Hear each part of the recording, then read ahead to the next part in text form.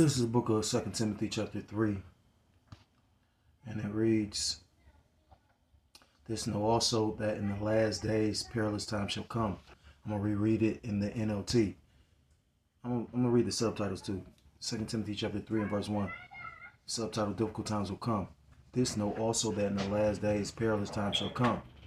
We're reading in the NLT. "The dangers of the last days. You should know this, Timothy, that in the last days there will be very difficult times." I want to start off by giving all praises, all honor, and all glory to call Loyim La Yahweh, Ba'ashem Yahushai, Ba'ashem Rachakodash. I want to say double honors to the elders, to the apostles that taught me this truth, where I learned this truth from. Peace and salutations to the Akim across the four corners of the earth, pushing this truth with faith and with sincerity, as well as risking their lives and their freedom to do so, now more so than ever. Shalom to the Akim and the Aquath out there listening and learning, Lord, willingly. This is edifying. Shalom to the Israelite foreigners scattered abroad in the land of other nations, appearing like the other nations, for whom subscribe to this truth. To you, I say Shalom. It's Brother Yahweh coming at you with another lesson through the Spirit and through the power of Yahweh by Hashem Yahushai. This lesson is inspired by pretty much this video I watched. Before I jump into the video, I started with 2 Timothy chapter 3 and verse 1 because it talks about in the last days perilous times shall come. Going to that word perilous, it's this Greek word. Strong's G 5467. Chalepas. Chalepas. It means hard to do, to take, to approach, hard to bear, troublesome, dangerous, harsh, fierce, savage. And when you look at the times we're living in right now, you know, I was listening to a particular brother, and he was going into pretty much how at a time in the world where this knowledge is the most precious thing that you could have, you know, Isaiah chapter 33, "Wisdom and knowledge shall be the stability of thy time, strength of salvation, the fear of the Lord is thy treasure," roughly paraphrased, you know. And what's that fear? I mean, what's that knowledge? These scriptures, this truth, you know. And the brother was pretty much going into, I guess it's, you know, a trend going on throughout the brothers, because I noticed another brother was speaking on it. And when you take time to think about it, I heard the beloved elder apostle say the same thing. You know, I've caught myself wondering and sitting back and meditating and thinking and, you know, being bombarded with all these thoughts. You know, we live in a very wicked world. But the elder said himself, he said, if we didn't have this truth, we would probably be out here, if not as fucked up, even more fucked up. You know, it's the truth that keeps us stable. It's the truth that, you know, has us grounded. Brother was going into how this truth is keeping us from bugging out. And I truly wholeheartedly believe that. Because when you look at the philosophies of the world, look at the spirit and the mindset that people are in, you know, people are being bombarded with heavy witchcrafts and sorceries. You know, the Lord led me to see that, damn, these people is really just like, ain't no new thing under the sun. These people is really doing witchcraft. It's just presented in a way where it don't look like it. But if you got the eye salve and the weaker, you know, the closer we get into the end, the clearer you can see, oh yeah, they doing ritual. You know, it's funny how they... Cause I was just trying to get loose.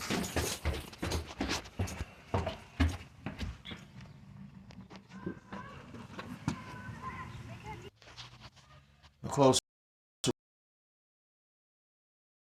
and exposed about how the Oscar goes back to the Greek, I mean not the Greek guy, the Egyptian guy, Sokar, which is Oscar backwards, which goes into I believe Set, you know, which or Set go back to Thoth, which go back to the Emerald Tablets. So when you really take the time to look at, like I said again, you go to that book, The Secret, that movie, The Secret. All this shit is all. There's no new thing under the sun for real. You know what I'm saying? Like, but you know, when you look at the people and the state of the people and the mindset of the people, you know, it's funny. I work at this job and it's a Jake in there, and he was talking about the chariots one day. Now, mind you, I got to be very careful with how I speak in here because they already looking, trying to figure. You can already tell this is a job that Jake, they just now hiring Jake at because they desperate. You know what I mean? Like, I mean, I can see it for what it is. You know what I mean? Like they families, you know, they sons didn't want to carry on in that job. You know what I mean? Like I heard that out of the mouth of one of those Edomites. You know what I mean? So at the end of the day, it's like I can clearly see that their system is failing. And it's not only failed these Edomites, but it's definitely gonna fail you 2/3 niggas. You know, me and that when Jake was talking about that, he just popped up out the blue. He cutting everything, and I was like, yeah, you think that's something? Wait till you see about basically the the heavily policed cities and urban neighborhoods that Jake, you and I stay in. And he just looked at me. You know what I mean? And the crazy part about it is a lot of these bills that he's passing is going to affect Jake more so. You know, the child checks credit, which they passed in one of the, you know what I mean? Again, I think a lot of these people is like, they rolling with him. They ain't trying to get rolled over. They rolling with him. They like, fuck it. You know, he like, so he got to be definitely narrow. You know what I mean? Like, but Salakia for the digression and, you know, being all scatterbrained. But, you know, basically, I saw a video and the guy was talking. Bear with me for a second. Salakia is so much, you know, Satan trying to jump on these kids. But, I ain't gonna say Satan spirits. Like I said, they just out the blue start doing weird, goofy shit. But, I was watching a video and this particular, he appears to be an Edomite. He bringing out information. But Esau, you know, scriptures talk about how their tongues gonna fall upon themselves. And he was going into something that really caught my attention because I was like, God damn, you know. So, you know, to show you how pretty much this place is over with. You know what I mean? Like, you know, he was going into how like fast food at one point in time was a cheap option for, you know, people that couldn't afford a restaurant. So you can go, you know, you can make it into like a little memorable moment, you know. I remember my dad used to do. That's when, you know, local fast food has always been low quality, but it was a lot better than what it is today. You know, but he may go buy some chicken, or he might go buy, you know, a meal for the whole family. We sit and eat, and you know what I mean. But now it's like these fast food spots is just as expensive as if you was to go to a restaurant. So which one would you rather go to? And I'm glad I don't eat fast food because, you know, just imagine what they doing to the food, because you got people that's miserable in there. You know. But I'm going to show you something because, like I said, it caught my attention. But basically, it's just hard to do, to approach. He said pretty much people that's working at these fast food spots can't even afford to buy the food that they're selling. That's the state of America. You know, that's Isaiah chapter 47. Come sit in the dust, O virgin daughter of Babylon. This is supposed to be the most wealthiest country on the planet, yet still you got a homelessness at an all-time high. I've visited certain cities. Like, I've been to California. California, the homelessness is ridiculous. You know, I remember I did a video on California and San Francisco where you had the homeless pretty much smearing shit. They were shitting on the ground and just smearing it on buildings and whatnot. And it made me think of that scripture in Galatians, the Most High God is not mocked. You know, San Francisco is known, at one point in time, it's considered the homosexual capital of the world, if you didn't know that. You know what I mean? So that's the Lord. You tried to mock the Lord, so the Lord mocked you back. Y'all want to do that sodomy? Okay, well, now I'm going to put a spear on, you know, defecating every fucking where in that city. That was years ago. So just imagine what they're doing now. That maybe they cleaned it up a little bit. Who's to say? But, Shalakia. I'm going to say fair use, fair use. I'm not profiting off of this. I'm just lining up what he's saying with the scriptures. Lord willingly, this is edifying. Wow.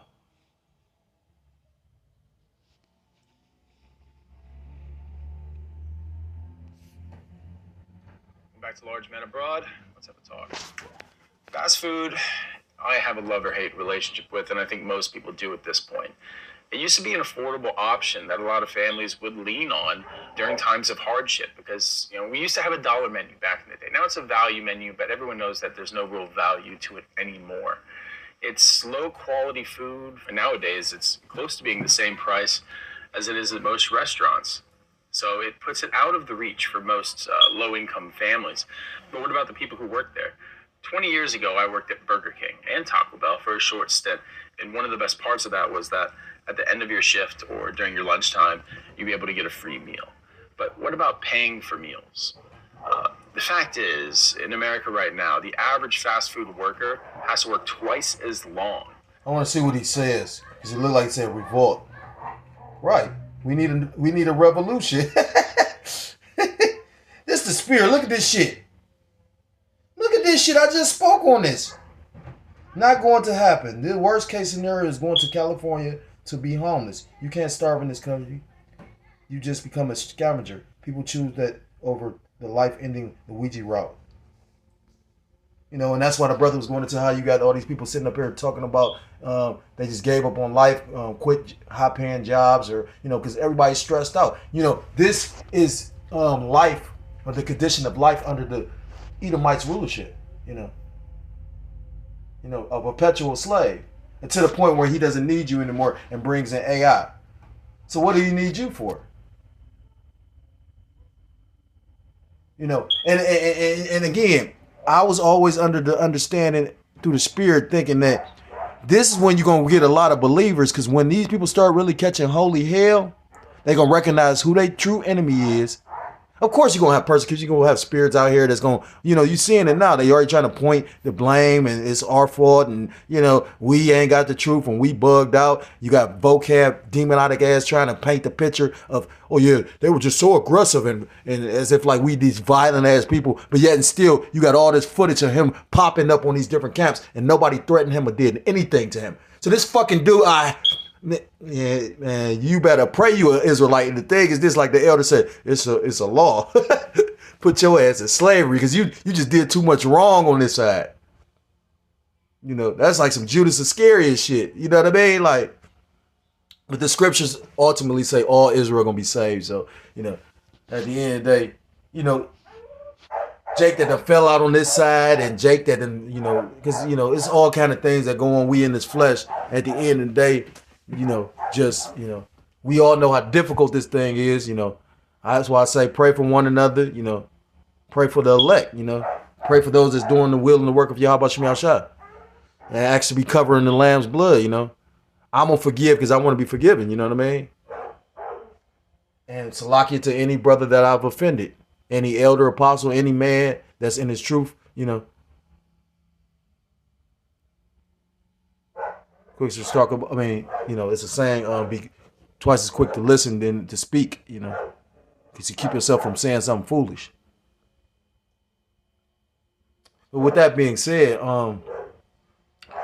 you know, again, you got people that's under this delusion, because that's what it is a delusion. The scriptures talk about I should send them strong delusion. Where's that at? In 2 Thessalonians. This damn dog.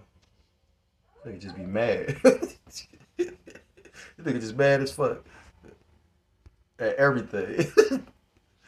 That nigga remind me of me. 2 Thessalonians chapter 2 and verse we'll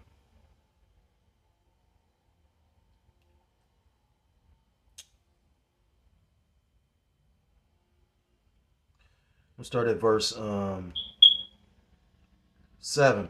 2 Thessalonians chapter 2 and verse 7. For the mystery of iniquity doth already work. And the mystery of iniquity is who is the wicked, you know, because it was a mystery of who the wicked was. But now that's being revealed. Only he who now letteth will let until he be taken out of the way. And then shall that wicked be revealed. The book of Malachi tells you that Esau Edom is the border of wickedness, meaning all wickedness begins and ends with him and his nation,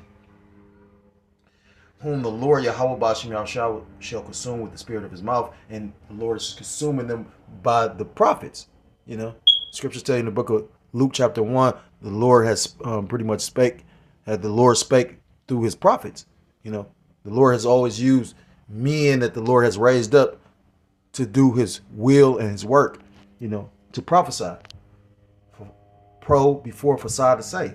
So speak before, because the Lord tells you, the Lord Yahweh Shem Yahshua is the ultimate prophet. You know, that's why the scriptures tell you that declaring the end from the beginning in the book of Isaiah. And shall destroy with the brightness of his coming, even him whose coming is after the working of Satan with all power and signs and lying wonders. And who is coming after the working of Satan? Esau Edom. You know, I forgot where is that at. I think in Genesis, where it talks about pretty much a man playing a part as the devil, or a man playing the part of Satan, roughly paraphrased. Salakia. I think it's for the word devil. I am about to go get into it. The scriptures talk about Lucifer. Is this the man? I think that's in Isaiah.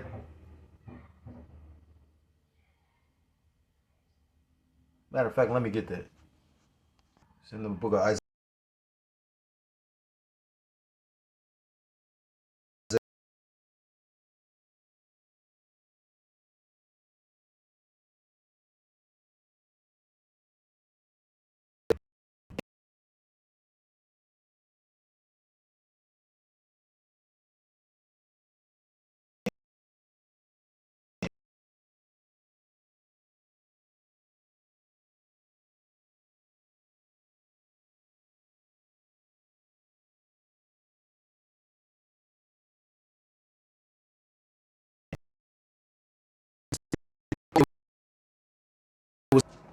It won't tell you that it was a Jake that pretty much um, designed Washington, D.C. Benjamin Banneker. You know what I mean?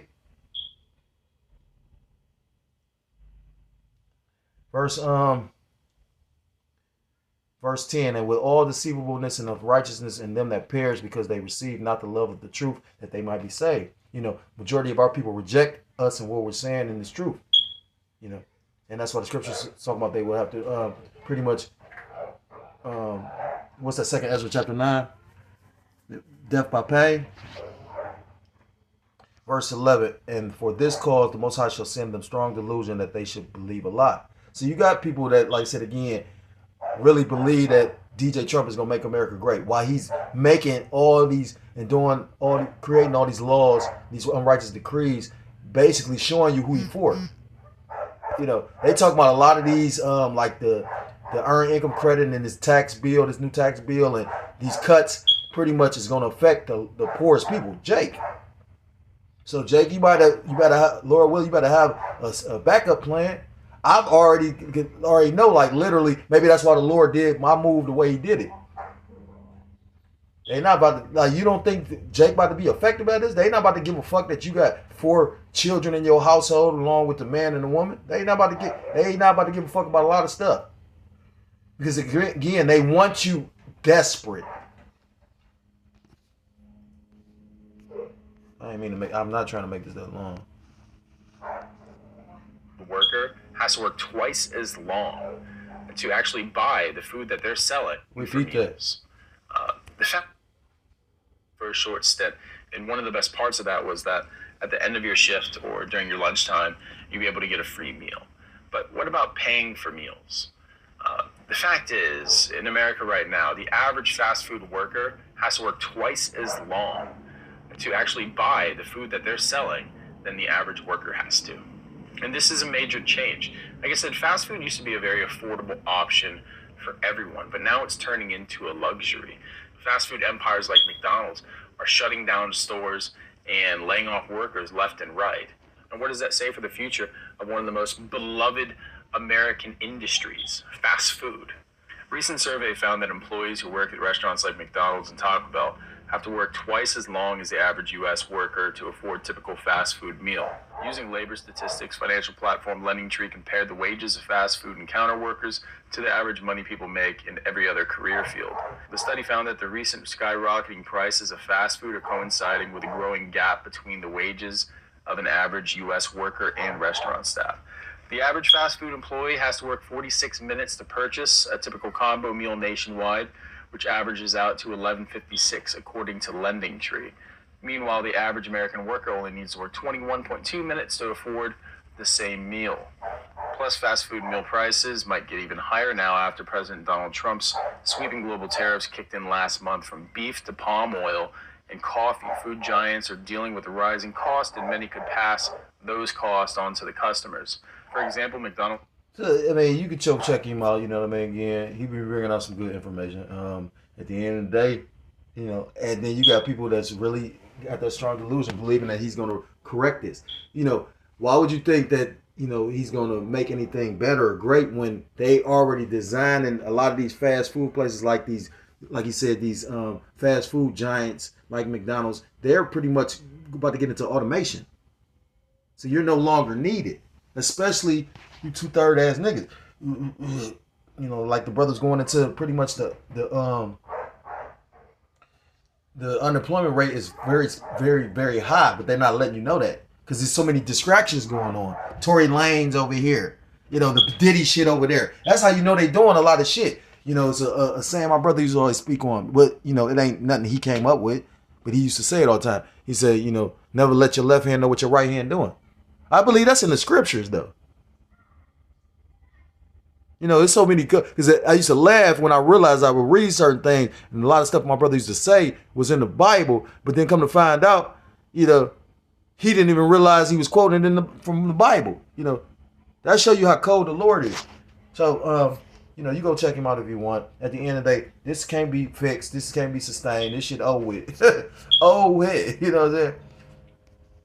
It's the book of Proverbs, chapter 22, and the point is verse 7, and it reads, the rich ruleth over the poor, and the borrower servant to the lender. And that's what they're banking on, pretty much putting you in a lower state, in a state of desperation. So, you know, pretty much you can run to them, just like in the book of Genesis with Joseph and the Egyptians. And what are we dealing with these Babylonians that are actually modern day Egyptians? You know, that's what we got to be locked into being the Israelites, you know. You know, being divided, being, you know, staying locked into Yahweh Bashim Yahushua. Because this thing is like you could feel it on the cusp. You know, we on the cusp of great change. Call Loyim La Yahweh Bashim Yahushua.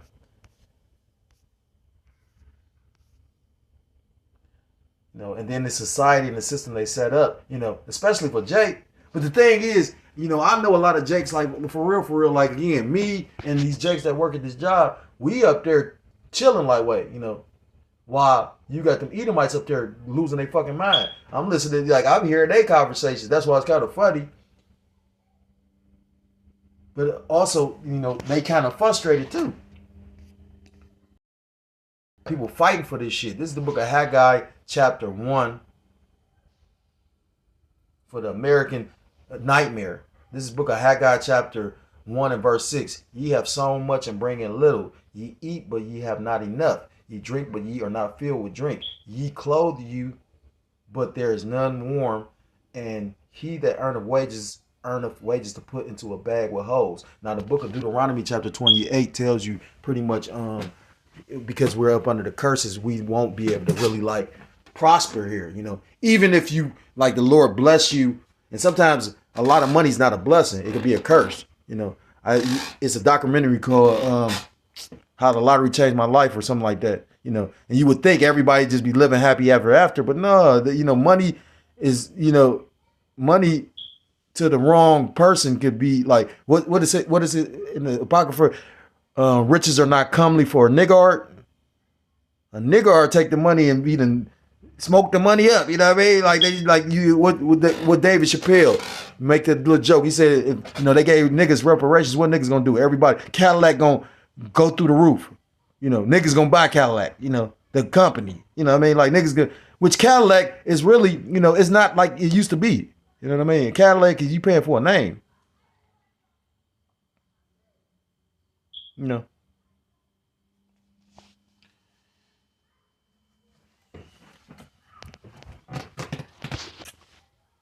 So, you know, with this system, we all pretty much putting our money or our wages, what we earn, into a bag with holes. Because as soon as we make some money, you spending it on a bill or some kind of, you know, bullshit. It seemed like I noticed around certain times they let these streets get all the way fucked up. Because every time you got to spend some money on some new tires or you got to buy a new car or any fucking thing, that going back into this man's economy. Because all that shit get taxed.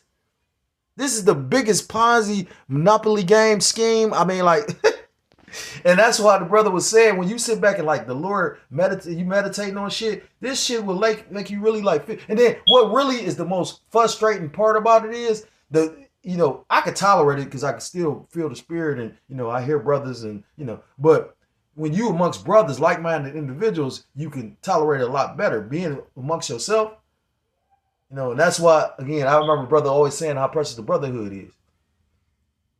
Yeah, but the thing is, what the brother say, every brother ain't a brother. And that's scary, you know what I'm saying?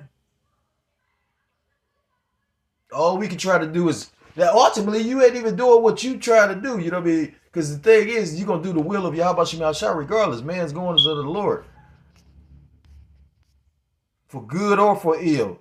This is the book of Baruch, chapter 3 and verse 8. And it reads, behold, we are yet this day in our captivity. You know, we are still subject to payments. We are still slaves. And the system they're creating pretty much is a digital slavery. You know what I mean? You're not shackled in chains, but they're trying to shackle your mind. And now they're trying to put this device in you like you their property. So you definitely a fucking slave. If you're going to be a slave to any, you know, to any power, you might as well be a slave to Yahweh Ba'ashem Yahushua. What did Paul call himself? A slave to Yahweh Shah Mashiach. He didn't do his own will. He did the will of Yahweh Shah or Yahweh Ba'ashem Yahushua. Behold, we are yet this day in our captivity, where thou hast scattered us for a reproach and a curse, to be subject to payments according to all the iniquity of our fathers, which departed from the Lord our power.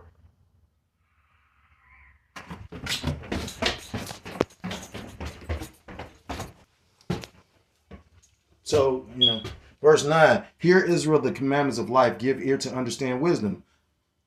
You know, what is wisdom?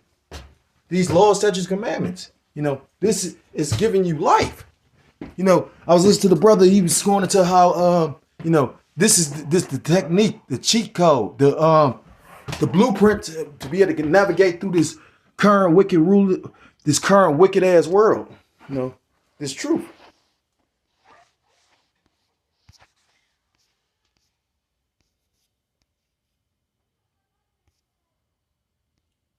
You know, and again, we know what time we're living in because the scriptures tell you in 2 Timothy how the days will be. 2 Timothy chapter 3 and verse 1, this know also that in the last days perilous times shall come, for men shall be lovers of their own selves, covetous, you know, want what you got, boasters, proud, you know. 6 things that the Most High God hate, you know, a proud look is number 1, blasphemers, you know, disobedient to parents, unthankful, unholy. Holy is the meaning to be separate. So unholy is the opposite, meaning to be joined onto. And the scriptures talk about come up out of her. Come up out of this wicked ass place. That's why, again, it's a beautiful thing, you know, and you gotta, I ain't gonna say be proud about it, but you should be thankful, you know what I mean? That Yahweh Shem Yahushua got your eyes away to this. You know, that's a blessing within itself. When the brother said, he said it's only like 25% of Babylon or Babylonians working, that lightweight was like, you know, I had already been thanking the Lord, but I'm like, damn, that, because when you take time to really fathom that, do you know how many people is in Babylon the Great? Take time to think about it. It's like 300 million people. I'm gonna just guess. I think that's like close. It might be a little bit more, but it's like 300 million people in Babylon the Great. So 25% will be like 75 million people are working while pretty much, you know what I'm saying? Like 225 million not. And you think this shit gonna be sustained? This shit over with. Verse 3, without natural affection, which we're seeing now, truce breakers, false accusers, incontinent, meaning lack of self-restraint or lawless, fierce despisers of those that are good, traitors, heady, high-minded, lovers of pleasures more than lovers of the Most High, having a form of godliness but denying the power thereof, from such turn away. And, you know, at the end of the day, we tried to give these people the true names, you know, of the Heavenly Father, you know, but these people rejected it, you know. And at the end of the day, it ain't even going to be a time for I told you so. Because we're going to be trying to, like I say, stay locked in and save our own households and cover our own asses, you know what I mean? And things going to move so quick, you really got to be locked in to the point the Lord might do something. He might take a family, like, man, listen, you know. You know, when you really sit back and think about it, you know what I mean? Like, we all hoping that the Lord literally gonna be with us. But we don't know, like I said again, it's everything is the will of Yahweh Shem Yahushua. But I know what the scriptures say. The Lord said he's going to take care of his. So when these things come to pass, because, yeah, it's going to get worse. You know what I mean? You know how miserable that has to be to work at a restaurant and you probably hungry. If you go back and watch that video, he was saying like pretty much nobody's working in fast food, even people out of desperation. That's like a job for people that literally, pretty much living in their car, don't have no other options because it's not a living wage. You telling me you literally work at a place that sell food and you literally can't even afford the food that you selling? Think about this. So what's that gonna make Jake do? Or 2/3? I mean, Edomite do it though. People gonna do what they have to do. That's why the scriptures talk about not regarding the kings. Damn, I can't think of no scriptures. But what's that in Ecclesiastic, Second Ezra talks about they should not regard the kings or princes, and of course their might should stand in their own hands. Roughly paraphrase. I'm butchering it, so I don't want to get it correctly. For there should, 2 Ezra 15 and verse 16, and it reads, "For there shall be sedition among men, and invading one another. They shall not regard their kings nor princes, and the course of their actions shall stand in their power." So, because things are gonna be so difficult and bad, and calapas, perilous, motherfuckers ain't gonna say lockdown. Like how they was doing in Moab in China. They telling them to lock down. Motherfuckers, they was locking down. There, people ain't gonna like when they watching their family starve and shit like that. Is they gonna really trust in the Lord? Romans chapter 13, the powers that be are set up by Yahweh Shem Yahshua. Is they gonna really, you supposed to follow the laws of this land because these people are in rulership. The only time that you supposed to like stand up boldly and buck against it and kick against it is when they try to pretty much have you sin against your power.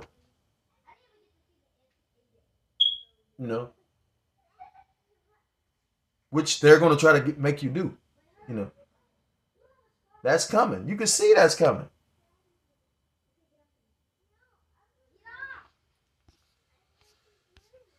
So ultimately, the Lord said He's going to take care of His. This is the book of Isaiah chapter 65 and verse 13. "Therefore, thus saith the Lord Yahweh Ba'ashem Yahushua." I'm going to start up.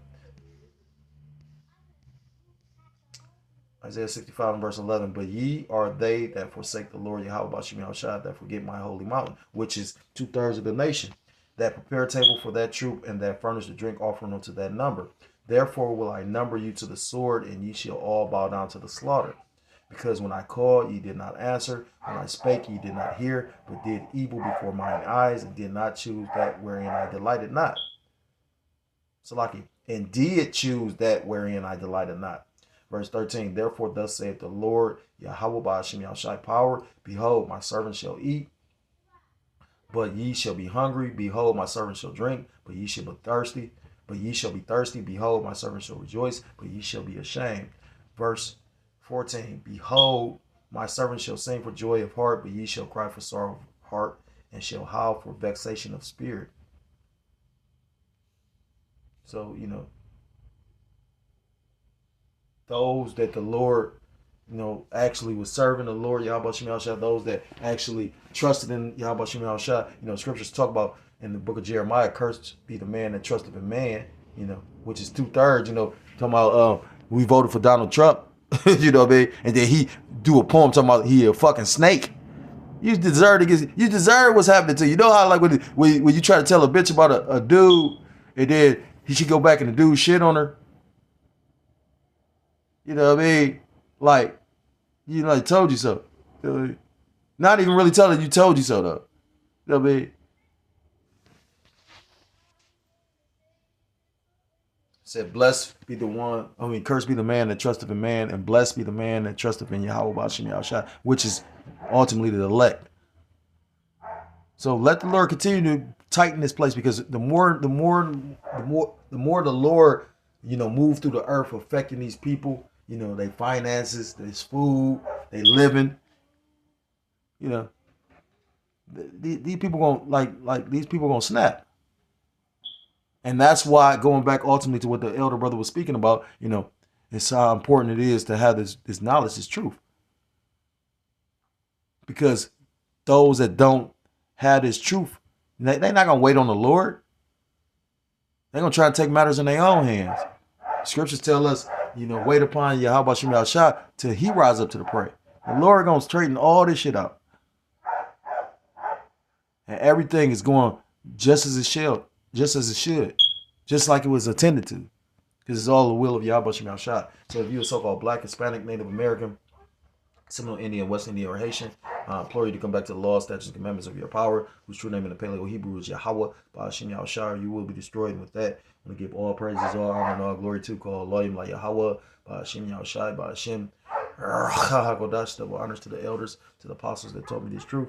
Peace and salutations to the Akim across the four corners of the earth, pushing the truth with faith and with sincerity, as well as risking their lives and the freedom to do so. Now more so than ever. Shalom to the Akim and the Akwata to listen and learning. Lord willingly, this is edifying.